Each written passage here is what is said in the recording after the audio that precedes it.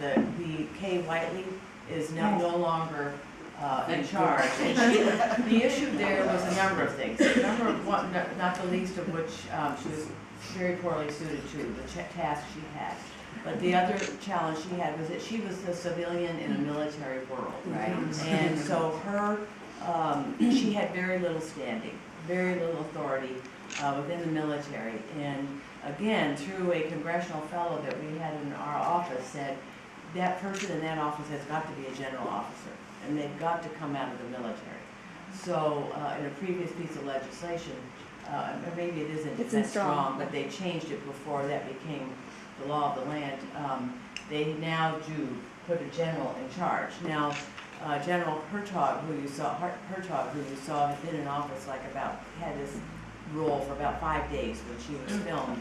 So I think her greenness was, and she's since retired, and there's now a general officer in charge who's a male, and had experience implementing Don't Ask, Don't Tell.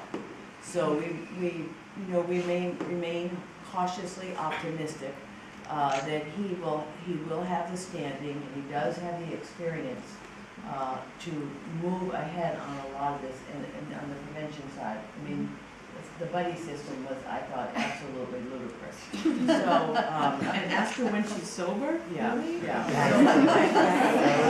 We're open to your suggestions because they're open to our input, and so we're absolutely open to that. But I'd love to open it up to our panelists, because I know this is not easy. I know it's not easy at all.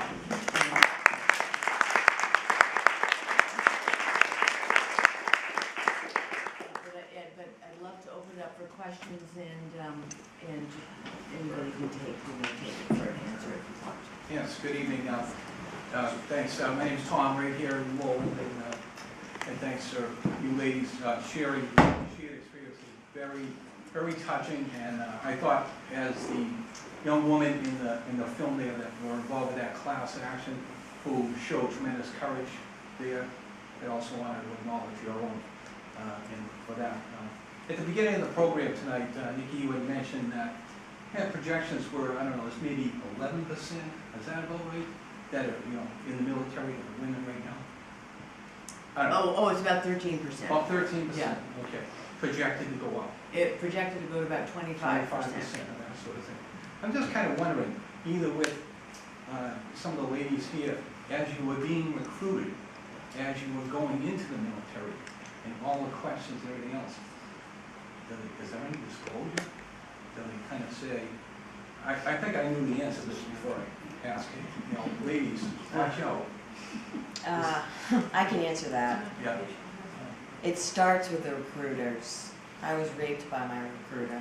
I was drugged and raped by my recruiter. Yes, so it starts there.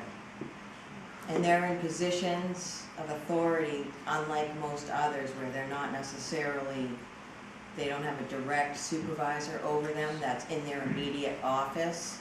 So they're given a lot more power and control, and he was able to invite me to what I thought was a military-sponsored function.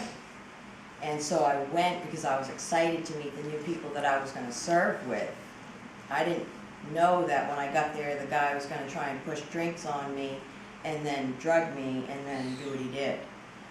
That's how my career started, before I even went to basic training. So no, they're not saying anything. When I joined the military, I was 17. I actually took the test to see if I was good enough for the military when I was 16. And when I was 17 and 7 days old, I raised my hand and I went to late entry until I graduated from high school, and 7 days later I was in Fort McClellan, Alabama.